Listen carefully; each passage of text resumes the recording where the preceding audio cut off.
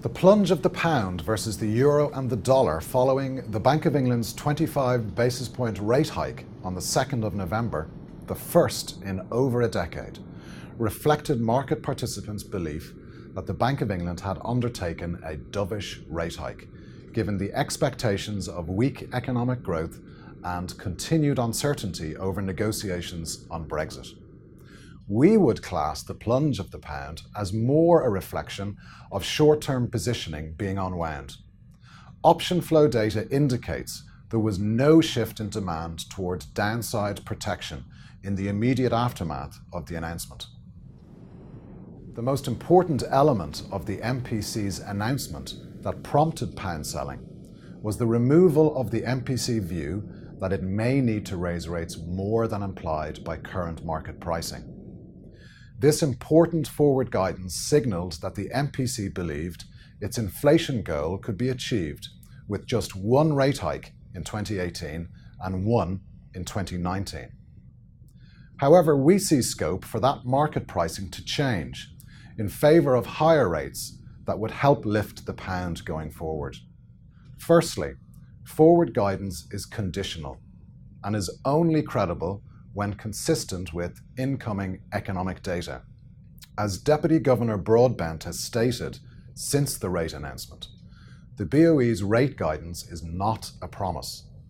There is emerging evidence of domestically generated inflation risks that the MPC is unlikely to tolerate for as long as expected.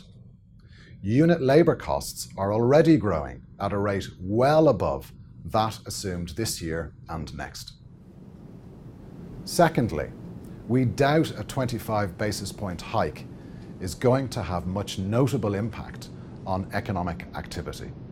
The most direct channel of a bank rate hike to the economy is through the mortgage market.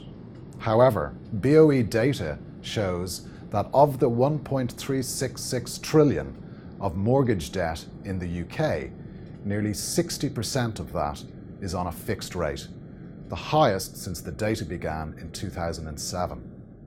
On average, over 80% of mortgage advances in the last 3 years have been on a fixed rate.